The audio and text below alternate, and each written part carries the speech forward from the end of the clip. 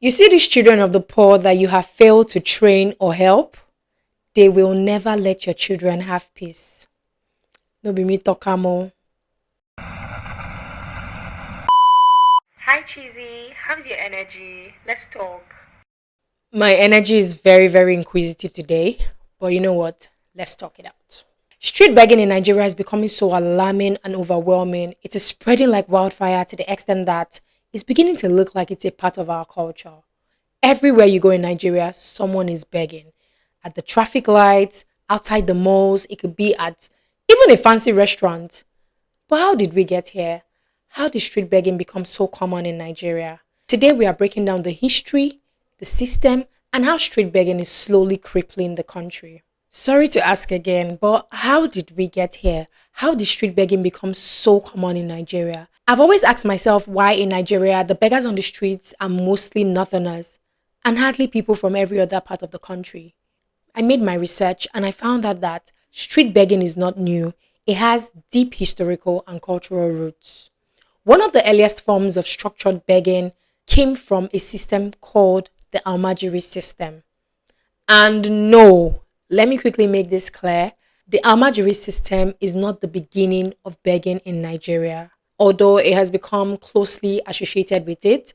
But begging existed way before the Almajiri system. There were traditional African societies who supported the poor through communal systems. The poor were not abandoned to their fate. They were always provided the communal leverage necessary for them to survive or succeed in the community. So it's like if a man was poor, he would rely on the community to provide things like shelter, clothes, food, basic amenities, basically. So while begging existed, it was often within the context of community support, not institutionalized, right? So it's like if you were poor in those days, you just rely on community will definitely help you. So this built a system that allowed people to rely on people. But according to critics, the Almajiri system has increased the number of northern beggars across the nation, and this is why there are more beggars who hail from the north. I understand some of us are still very confused, like, what the hell is the Almajiri? But anyways, welcome to Cheesy's Energy. I studied sociology and I have decided to uncover stories. And if you have gotten to this point in the video, you are definitely family. Please hit the like button, kindly subscribe, and don't forget to leave a comment down the comment section. Now let's get right into the story.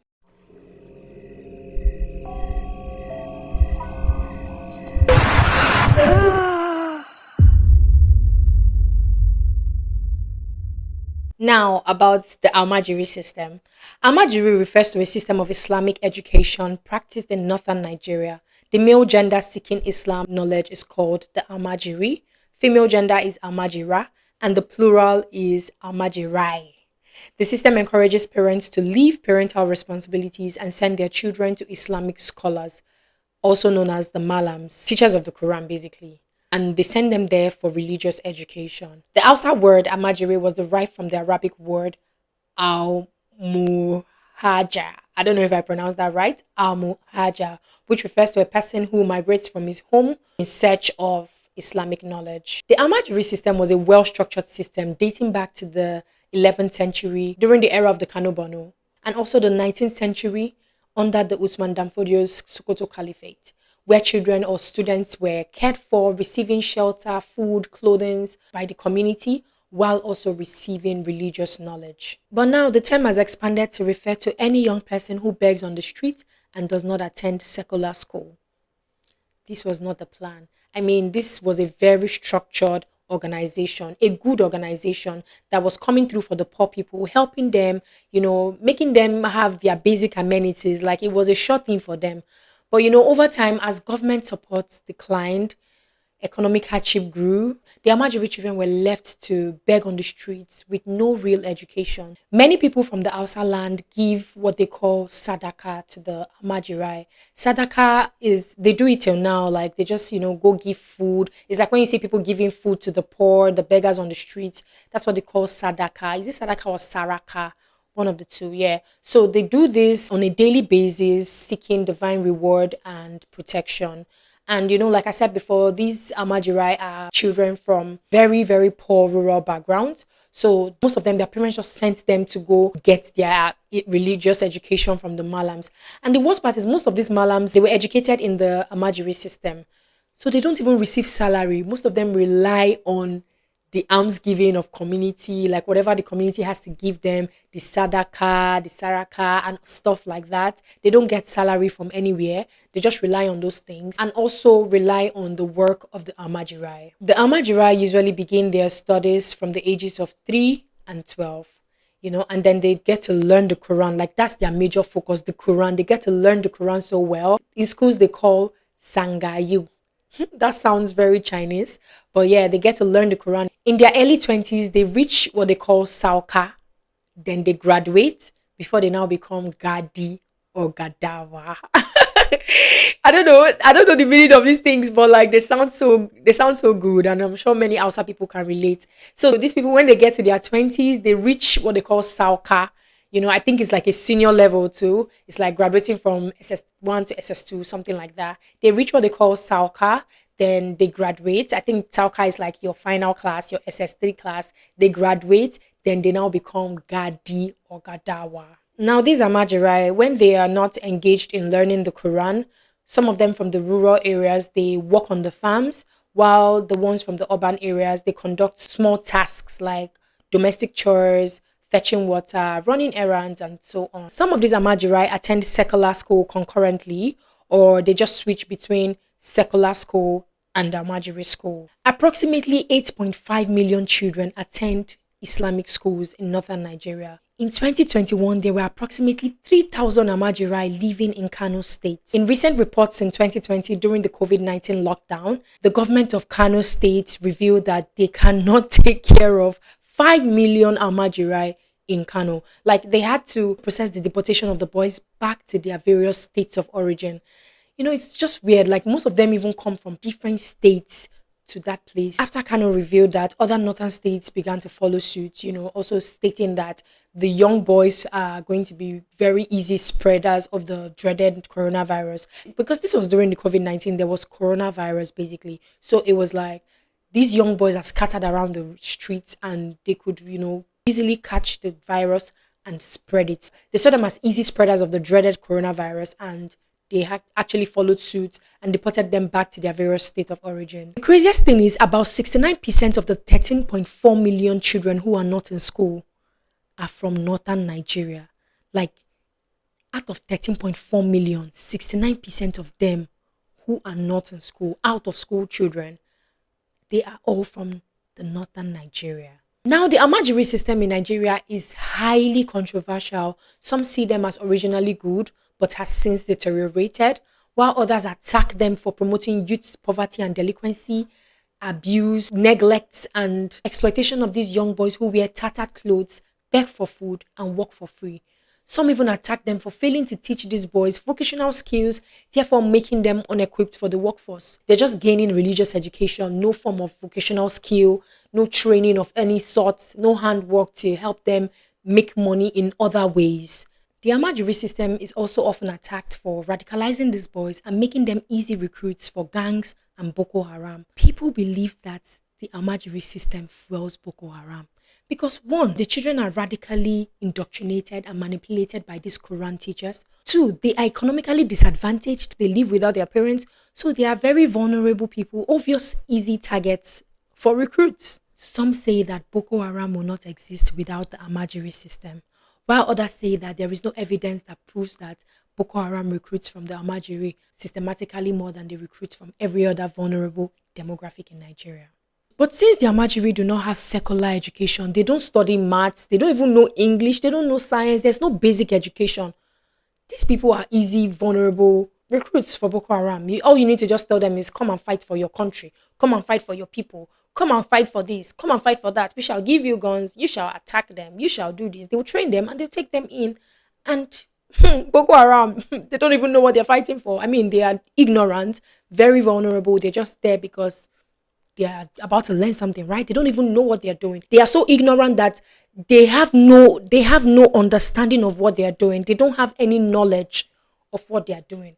So I believe somehow that, these boys, that's exactly where they came from. Even though there are others who actually believe that the Almajiri system teaches the young boys or girls to be poised and good for the benefit of the country or for the benefit of their community or society. And I want to believe this is true. I want to believe there are some of these Amajiri that made it without vocational skill or any basic education. I believe there are some of them who really just, how do I put it? Like they just, it's like some people now in this our present time that didn't go to school, they are illiterates, but I mean they're making it, they blew somehow and they are doing well for themselves. They are fending for them. They are even rich, even wealthier than some of these our literates or people working in the corporate world and whatnot. But what I'm trying to say is there is no way all of them just turn to riffraffs. Like some of them definitely made it. I even think about it and I'm like, are you sure?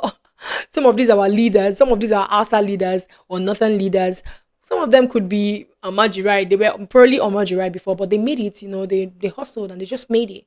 In one study of Amajirai in Kaduna State, 38% of the boys said they were often tired. 62% reported feeling hungry all the time, while 88% reported that most of the time what they do is just begging on the streets. Moreover, the condition that Almajirai live in is very, very unhygienic and not conducive for their health. Another major thing that possibly influenced begging is culture and religion.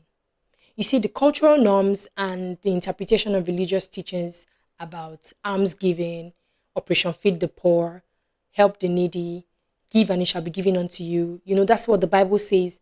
Ask and it shall be given unto you. Seek and you shall find. That kind of thing. I feel like these things definitely encouraged begging because when there is a room for you to receive, there's also room for you to ask. Yes, that's how I say it. If you give people something, help them, give them, help them, support them. I feel like it will get to a point where they now start to ask you. You don't even necessarily need to give. They now start to ask. I mean, even the Bible agrees with ask and it shall be given unto you. So for some reason, the Bible agrees with begging because asking is you doing like this. I mean, even though ask and it shall be given unto you means you ask God and it shall be given unto you. But some people see it as ask, oh, God do not come down from heaven. Ask and it shall be given unto you. So yeah, so I believe that this may have influenced begging also, culture, the way they taught us to always help, don't be stingy, don't be, it's just a way of life. But before we leave this Amajiri system, let's quickly do a little backstory to see things even clearer. They said that during the pre-colonial era, that is the era before colonization, the era before the British colonized Nigeria, they said the Amajiri did not beg because there was sufficient funding to feed and clothe them. However, during the British colonization in 1904, the system was disrupted and this was the beginning of problems for the Almajiri. Okay, Hindi Oyibo, una really did a lot though, but don't mention. During the colonial era, the British deposed the emirs and defunded the Almajiri system. The remaining emirs lost control of their territories, and this resulted to the loss of fundamental control of the Almajiri system. With no support from the communities, emirs, and the government, the system collapsed. The colonial government sidelined Islamic schooling, like they sidelined Islamic knowledge in favor of Western-style schooling, withdrawing state support from the Almajiri school. This forced Malams to rely on the students to fend for themselves. Like this is what scattered the whole Almajiri system. Like they were doing so well. But during the British colonization, they came and they just, made a mess of Islamic education. They wanted us to study like the Western people. So they cancelled Almajiri, disoriented them, and brought about the Western schools. British neither established secular schools on a large scale, neither did they advance the existing institutions. Most Western education was conducted by Christian missionaries, but this education was only available for a small portion of Nigerians. I mean, the elites. And because the Islamic scholars did not have any Western education, they were disqualified from white collar and political jobs. The British did, however, establish large urban areas, so most of the Malams just migrated from their rural areas to the cities to find greener pastures, either beg or look for something to do. Many northern cities such as Kano became important centers of Islamic learning. Now parents started sending their children to the city to learn Islam, and the relationship between the Malamites and the Almajiri became more salient. But unfortunately, the students and the teachers had no financial support, so they turned to alms begging and menial jobs for survival. Eventually, this became the norm. Like, they normalized begging, they normalized asking, they normalized alms begging, collecting, being on the streets, they normalized it. And this is why we are here today. This is why you see all of them on the streets, many of them from the north begging. Because I've always really asked myself why they are always from the north, either Fulanis, outside. Like, why are they always from the north? I always ask. And then now, like, I think it's clear in case there are other people who also ask these questions, like, the Almajiris, like, this is how they came about. So some of them even travel wide. They come from different states. You see why there's so many houses in Lagos, so many houses in Anambra, so many houses in Abia. And you're wondering, this is not even your jurisdiction. This is not your space. This is not your place at all. What are you doing here? They are here to seek greener pastures. They are here to beg. It's like it's official for them. They are here for alms begging because they normalized it. They travel from their different places to town, to cities to beg. But aside all these emergencies and whatnot, the rapid urbanization and economic disparities have aggravated poverty, leading so many individuals to resort to begging. Like, come on, look at this country. If you leave me safe, I will enter the streets. Like, who doesn't want free money? Everybody wants free money. Buhari got us worried about the less privileged. Tinubu is trying to make us one. What have we done to deserve this? The economy is getting hard as the days go, and this plays a very, very major role in all of this crisis. With the high unemployment rates, or is it the inflation that is making basic survival very difficult? So many graduates are left in very desperate situations. Like, they don't even know what to do for themselves. They are so desperate. Who wouldn't beg? Please, who wouldn't actually beg? When job opportunities are scarce and survival is a daily struggle, begging becomes the last resort. I honestly cannot fathom how the poor are surviving, and that includes me because I can't even fathom how I am surviving. But I mean, let the poor say, I am rich. So I mean, proclaim it, I am rich. So if you look at it well, it's not just the northerners, like it's not just the northerners.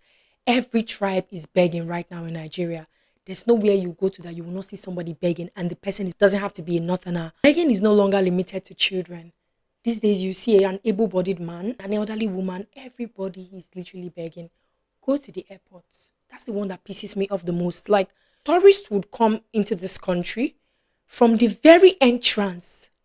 This airport one just pisses me off. From the very entrance, people who are positioned to do their jobs will be asking them for tips. I don't even call it tips because they ask for it like it's their right. You are supposed to give it to them. And the crazy thing is, if you don't give it to them, they will stress you.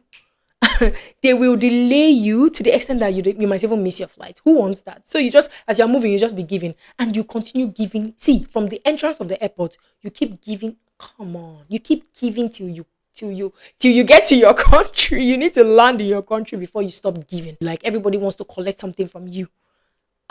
That is so unfair. Like, it is so embarrassing. Do you know that the presence of beggars in every corner discourages tourism and investment? Like, they'll just be running away. They'll just be like, which kind wahala be this one? Like, people won't even want to come because from their entrance, you're already stressing them. And we in Koda want to go. We're also stressed. Like, on your way, you are stressed. Like, you will pay. Like, even from the person carrying your luggage from the airport entrance into the airport, like, you are already paying more than you should. Like, everything is just give me something, find me something, find me now, do well for me now. I'll be your brother, I'll be your brother. You see an elderly man calling you sir, I beg, find me something. Like, now, another part of it all that really, really annoys me is these churches that have schools. Now, these churches that have schools, I don't really understand the motive. Like, this church, the school fees of these schools will look the poor people in the eye and tell them, you are not meant to be here. Like, you cannot school here. Sorry, go back. Like, I want to understand why churches have their school fees and the prices for anything on the high side. Like, if you want to do that, I don't mean every pastor can own their business where they make their money, which is even good. I encourage that. But don't name it, don't give it the same name as you give your church. I feel like your school should be separate. Put it far away. If you want your school to be that expensive, if your school is for the rich, if your school is for the elite, don't give it the name of your church. And don't attach it to the church. Make your church separate. Make the school separate. Like, let there be two different entities. Like, don't even put them together, because why would poor people and rich people attend your church, but for your school that is supposed to be the church school is only for the elite, it's only for the rich? It's, I don't know. Throw some light on this, because I honestly do not understand it. If you have some light, throw some light on it on the comment section. Like, give me answers. Why is a church school fees looking poor people in their faces and telling them get out? Why? The church is supposed to be a place where the heavy laden, the poor, the broken, the heartbroken, the depressed, the frustrated will come in and find solace. So why are you pursuing them? Like, are you saying that, oh, this school now that is for this church, don't poor people don't come inside? I don't really get that, but maybe let me just shut up my mouth because I'm just asking. If people can answer me, I'd really appreciate it, because I really want answers to why church schools are so expensive. Then you will now come to the streets where there are the disabled. Even those who are not disabled use disabilities to gain sympathy. I am not capping. Like, they use disability, they form or forge or act disabled just to get money from you. Now, I'm not saying you should not give the disabled money. I'm not saying you shouldn't help the needy or anything. I'm not saying you shouldn't, give alms to the poor and whatnot. But there are disabled people that are not disabled. I came across a video on Instagram recently where a man, I don't know if he was young or old, but a man was sitting by the street, a beggar, and then he had like very fake legs on his knees where he, presented like his legs were cut off, like he's crippled. And then, the knees were facing front while his own legs were underneath his he was sitting sitting on his own legs wrapped under him, and then the knees were presented like the leg has been cut off. Now there was a girl by the street. She was just walking with a friend, and then she wanted to, she put something in his babiala plate. That's the plate he was using to beg. She put like a wall. I don't know if it was a wall gecko or a lizard. She put it in there, and then the man was like this. He was closing his eyes while he was begging, and then she put it in there, and then he opened his eyes to see what it was, and then he immediately got scared, and he stood up. Like, he stood up on his own feet, on his 2 feet. On his 2 feet, he stood up, and the girls were like, yo, like, that video made me laugh so much. Like, people are doing anything to make money. People are doing anything to collect money, for you to give them money, for them to earn a living, for them to survive. And me, I don't really blame them, because at this point, anything can be done to get the money. There is even organized begging network whereby syndicates place beggars at specific areas, strategic areas or locations on the street to beg, and then at the end of the day, they return their earnings to them. Like, they collect their earnings. Like, begging has become so much like it's business. Organized crime, basically. Some are the parents that just let their kids go to the front, do the begging here. They even strategize. Beggars strategize now.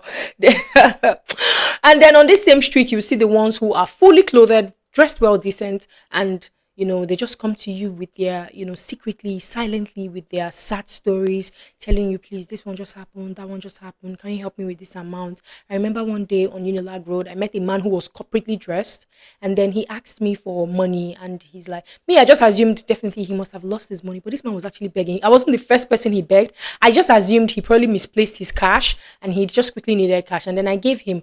But I realized he was asked. There are other people he continued to ask, and I'm like, oh, you are a corporate beggar. I see what you're doing there. Or probably I didn't give him enough. But he asked for a specific amount and I gave it to him. Abi, is that not what happened? I don't remember. But like, he kept asking other people. Like, this guy was just really there to beg for money, for survival. The guy needed to feed or something. It wasn't just about tea fair as I thought. So, I mean, like, so many things are happening. People are going through a lot. So, I mean, I don't really blame them. Then you now go to your WhatsApp DM or your WhatsApp status, or even your Instagram DM or your Instagram status, everywhere basically. Just go. In short, let's just try it now. Go to your WhatsApp status, go to the DM. There's somebody asking for 2K to buy food, something they call the urgent 2K now. Like, everywhere you turn to, there is somebody begging for money in one way or the other. Then wait though, begging has actually taken new forms. Begging has really graduated. Like, police will stop you on the road for nothing, just to ask you for, I mean, do something for the boys, anything for the men. help the men. You dinner we be your people. Now we they protect you. Now help us. Help like how? Like do something for the men. You see an elderly man telling me to do something for him. An elderly man, a police, like do something for you. How? Like, every time you pass a particular road and you see them, people are even trying to. Most of us now even avoid them because they stop your car and they're like, show some love, show some love, show some love before you pass, show some love. Some would even make it a a by force thingy, like you gotta show some love. It's so frustrating. It is super, super frustrating. And then what of the ones that forget to do their jobs once you just flash money on their face like this? What's a law? Like they forget to do their job because of money. Me, I don't kuku blame them. Oh. I don't necessarily blame them because I don't know how those people are being paid, but they don't be getting nothing. They don't be really getting nothing. Like I feel like everybody just needs help. Even the government. I think the government needs help at this point. Like everybody just needs help in this country. Everybody needs help. So I don't really blame them. Hunger is in the land, or is it the family people that are billing that will build the living daylight of you? If you have sisters, brothers, younger ones that will build the living daylight. See, let's not even go into family. Let's just leave that matter. But the big question remains: can begging be stopped? Well, my answer is no. Begging cannot be completely stopped, but it can be managed. You cannot put a stop to begging completely in Nigeria, but you can reduce it, you can manage it. I encourage the government, non governmental organizations, policymakers, community leaders, the church, the mosque, citizens, random citizens actually. Like, you don't have to be a leader, you don't have to be wealthy to make impact. Everybody, basically. Let us collaborate on sustainable solutions that address the root causes of street begging in Nigeria, such as building vocational institutions where they can learn skills, harness and discover their talents, their gifts, discover their purposes on earth. Like, there's so many things these people know how to do. We just need to give them an opportunity, put them somewhere, train them, and they would show you that they are useful. Provide social welfare programs, generate stronger laws against organized begging syndicates, build schools, create job opportunities, shelter. There can be hostels in different strategic points, strategic locations where, beggars can quickly just go in there and stay in the hostel instead of be on the streets. Recreational centers, old people's homes. There are so many abandoned buildings in Nigeria that are not being utilized at all. Like the old NEPA building at Ajara Olopa. Like this building is just there for nothing. I heard the building got burnt years ago, so many years ago, and they've not renovated it. Like, renovate these buildings. There are so many INEC offices. There are so many post offices that are not being used. Renovate these places, create shelters, create hostels where people can run in and just lay their heads. Just renovate these places and put it to good use. And then experienced personnel should be properly employed to cater for, train, teach, monitor these beggars, mentor them. Just bring these beggars out of the streets and put them in good hands. And you see, they are very useful. This will benefit us, this will benefit the country. At the same time, bringing them out of their misery. Let us create opportunities everywhere instead of letting them litter the streets, loitering around. Like, use them to your benefit. Use them to your benefit. Don't you need people to work? There is a lot of work to be done in Nigeria. Bring these people. They are human beings. They have hands. Some of them have hands, they have legs. Bring them out of their misery at the same time, using them for our benefits. That's killing two birds with one stone. You bring them out of the misery because they are going through a lot. Bring them out of the misery and then use them for the benefit of the country. And for those that will be saying, this begging thing does not affect me, like, what's my own, like, no be today my house. Like, see, street begging affects security, oh. Like, street begging affects security. Most of them, when you stop giving them, like now lately, people don't even give beggars money. A lot of people don't give beggars money, right? They prefer to go do the saraka food and whatnot. But I mean, there are still people that give beggars money, but people are scared for one reason or the other. Now, they at the end of the day, they start to pickpocket. They go into stealing, robbery, like, to get to a point, they'll even come to your house, rob you. Like, they need money, they need food. So it's gonna affect everybody when insecurity becomes so high. It's gonna be affecting everybody when these people begins to pickpocket you or steal from you because they are now taking it by force. I remember a video I watched of Tupac. He was like, we'll be knocking on the door, we'll be begging for the food, you know, we are hungry, give us some food. I love this, I love that Please video. We understand. are hungry, give After us some about a food, we week, are that hungry. song is gonna And then change it to gets to a point, they keep "We singing that song, but they hungry, don't we open the need door, some they don't let food." them After come in. two, three They open weeks, it's like, the door for them to see give the me food, the but they food, never like let it them I come in. do it. You After get to a years, point niggas where is he like, starts you to know what I'm pick up saying? the Picking logs, the lock, picking up. coming through the door black. I don't know if you guys remember that video, but like, picking up the logs, they are now getting they are going in for the food, taking it by force. You see what I'm talking about? Like, it gets to the point where they are fed up and they just want to do the most. They begin to do the worst things to collect that money or to collect that food. Lately now, even the same beggars, you give them. I remember one day I was in the traffic. A beggar came to my window and he asked for money. It was a child, like a very small boy. And then I barely carry cash. And then I had like, I think it was 200 naira, 100 naira, I think it was 100 naira. Yeah, it was 100 naira. I had 100 naira in my purse. I brought it out and then I gave it to him. That was the last 100 naira. Like, I don't carry cash. And this guy looked me in my face and said, "Come on, I only 100 naira you they give me." I'm like, "Oh my god!" Like, I was so angry. I was so angry because how? Like, come on. You see, like it's getting worse. It's gonna keep getting worse if we do not address it. If we do not manage and put a stop, or not a stop because you can't completely stop this thing, but if you can just manage it. If we do not try to manage it, it just keeps getting worse. And you know what I said before? You're just building criminals. You're just raising criminals. Obafemi Awolowo once said, the children of the poor that you fail to raise, train, or help, they will never let your children have peace. Play back and listen to that again. I'm not the one who said it. Obafemi Awolowo said it. And he is not capping. Like, he is not even capping at all. Because these children will grow to an extent where they will never let your own children have peace. The robbery, you see, the insecurity will be so bad. The things they will do anything. They will sell body parts.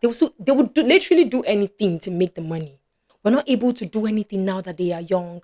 We're leaving them to grow. And our children are growing too, right? Like, we have kids that are growing too, okay? And we're in the same country. You better start running.